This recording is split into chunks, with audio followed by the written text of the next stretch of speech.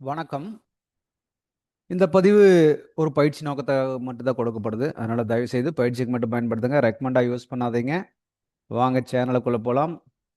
இது வந்து நம்மளுடைய யூடியூப் சேனலுங்க. இதில வந்து பார்த்தீங்கன்னா, டெலகிராம் லிங்க் குடுத்துருக்கேன். இதுவே உங்களுக்கு வந்து ட்ரேடிங் சப்போர்ட் ஆகும். டெலகிராம் லிங்க்ல வந்து டெய்லி நிஃப்டியோட லைவ் அப்டேட்ஸ் குடுத்துட்டுருக்கேன். அதனால வந்து அது உங்களுக்கு ட்ரேடிங் சூட் ஆகும். ஆல்ரெடி புதுசா இருந்தீங்கன்னா, ஃபார் பிகினர்ஸ் இருக்குது பார்த்தீங்களா? இந்த வீடியோ பாருங்க ஃபர்ஸ்ட்டு ஒன் பை ஒன்னா ஸ்கிப் பண்ணாம பாருங்க. ஒவ்வொரு வீடியோ முடிஞ்சோன்னா பயிற்சி பண்ணுங்க. பயிற்சி பண்ண உங்களுக்கு ஈஸியா இதனோட கான்செப்ட் புரிய ஆரம்பிக்கும். கிட்டத்தட்ட 60, 70% இதுலயே நீங்க கத்துக்க முடியும். ஆல்ரெடி ட்ரேடர்ஸா இருந்தீங்கன்னா, இந்த தவறாமல் பார்க்க வேண்டியவை பாருங்க. இதுல நம்மளுடைய கோர் கான்செப்ட் இருக்கு. அதுக்கு பின்னாடி இந்த அப்டேட்டட்ஸ் வீடியோ பாருங்க. இதுவரைக்கும் நம்ம சேனலுக்கு சப்ஸ்கிரைப் பண்ணாம இருந்தா சப்ஸ்கிரைப் பண்ணிக்கங்க. ஃப்ரெண்ட்ஸுக்கு ரெஃபர் பண்ணுங்க. வாங்க இன்னைக்கு கோல்டு என்ன நடந்ததுன்னு பார்க்கலாம். கோல்டு வந்து பார்த்தீங்கன்னா, நேத்து நம்ம பார்க்கும்போது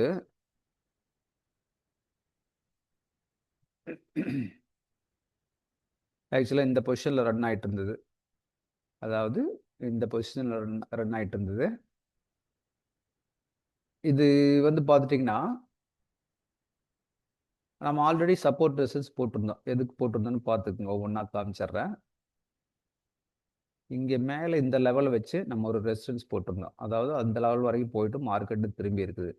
செகண்ட் வந்து பார்த்தீங்கன்னா, அடுத்த ரெசிஸ்டன்ஸ் வந்து பார்த்தீங்கன்னா, இங்க வந்து இவ்வளவு தூரம் வந்துட்டு திரும்பின இடத்த ஒரு ரெசிஸ்டன்ஸ நம்ம மார்க் பண்ணியிருந்தோம். தேர்ட் வந்து பார்த்தீங்கன்னா, சப்போர்ட் அப்படின்னு வந்து பார்த்தீங்கன்னா, பிரைஸ் இருக்கிறதுக்கு கீழ தானே சப்போர்ட். இதைய மென்ஷன் பண்ணி நம்ம சப்போர்ட் ஒண்ணு போட்டிருந்தோம். ரைட்டுங்களா? அதுக்கு கீழ வந்து பார்த்தீங்கன்னா, கொஞ்சம் வியூ பண்ணி காமிச்சிடுறேன். அதுக்கு கீழ வந்து பார்த்தீங்கன்னா, இந்த ஏரியாவுல ரிஜெக்ட் ஏரியா. ரைட்டுங்களா? இங்க வந்தா மார்க்கெட் ரிஜெக்ட் ஆயிருக்கு. அப்ப இதைய இங்கிருந்து ஒரு சப்போர்ட் எடுத்து மேல போயிருக்குது. அப்போ நம்ம இதைய ஒரு லெவலா சப்போர்ட் லெவலா போட்டிருந்தோம். இது வந்து நேத்தே முன்னாடியே போட்டிருந்தோம். அதுக்கு பின்னாடி பார்த்தீங்கன்னா,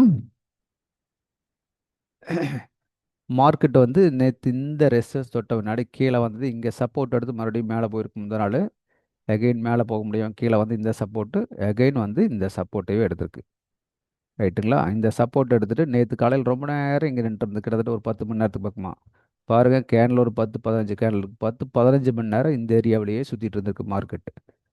2, 3, 4, 5, 6, 7, 8, 9, 10, 11, 12 கேனல். 1 ஹவர்ல ஒரு 12 கேனல், 12 மணி நேரத்துக்கு இந்த ஏரியாலேயே சுத்திட்டு இருந்திருக்குது. அதுக்கு பின்னாடி ஈவினிங் தான் மார்க்கெட் மூவ் ஆனது. இங்க பாருங்க இந்த ரெசிஸ்டன்ஸ் ஒண்ணு பார்த்தோம் இல்லைங்களா? இந்த ரெசிஸ்டன்ஸ்ல போய் ரெசிஸ்டன்ஸ் எடுத்துட்டு மறுபடியும் கீழ வந்திருக்கு.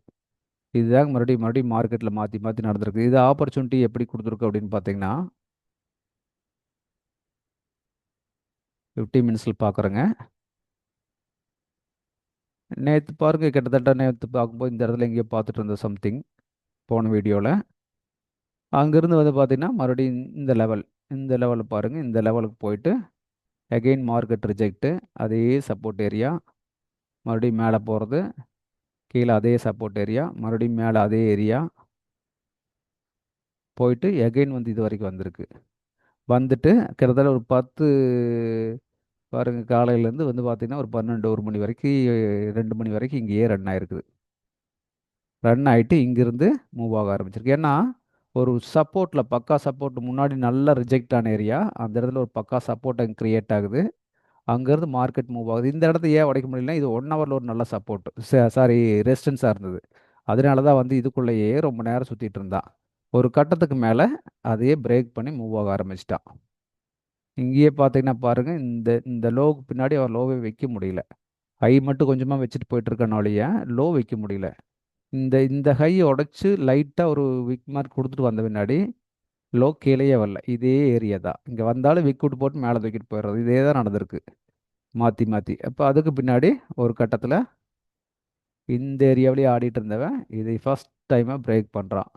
பிரேக் பண்ணவன் அப்புறம் அப்படியே அடுத்த ரெசிஸ்டன்ஸ் வரைக்கும் போயிட்டான். அது எப்படி ஸ்டெப் வச்சு போயிருக்கான். இப்போ வந்து பார்த்தீங்கன்னா இந்த ஸ்டெப்ஸ் அந்த ஸ்டெப்ஸில் பாருங்க ஒவ்வொரு ஸ்டெப்ஸ் வந்து தான் திரும்புது. இந்த இந்த ஸ்டெப்ஸ் பார்த்தோம் இல்லைங்களா?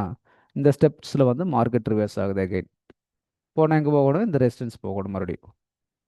இதுதாங்க மாற்றி மாற்றி இதுதான் நடந்துட்டு இருக்குது. இந்த சப்போர்ட் ரெசிஸ்டன்ஸை ப்ராப்பராக ட்ராக் பண்ணி பழகிட்டோம்னா ஈஸியாக ட்ரேட் பண்ணலாம்.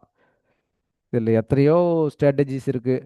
Order flow, order block, market profile, SMC கான்செப்ட்பாங்க. இந்த மாதிரி நிறைய விஷயங்கள் இருக்குது. இது எல்லாம் தாண்டி நம்மளுக்கு அடிப்படையான விஷயம் தெரிஞ்சிட்டாவே போதுமானதுங்க. இது ஒரு பெரிய ரிஸ்க்கெல்லாம் எடுக்க வேண்டிய வேலையெல்லாம் கிடையாது. சிம்பிளாக ட்ரேட் பண்ணி பழகுனா போதும். ப்ராக்டிஸ் தாங்க. ப்ராக்டிஸ் பண்ண பண்ண இது நம்மளுக்கு செட் ஆகும். இது ப்ராக்டிஸ் பண்ணி பழகிட்டிங்கன்னா உங்களுக்கு ஈஸியாக வந்து ட்ரேடுக்கு சப்போர்ட் ஆகும்.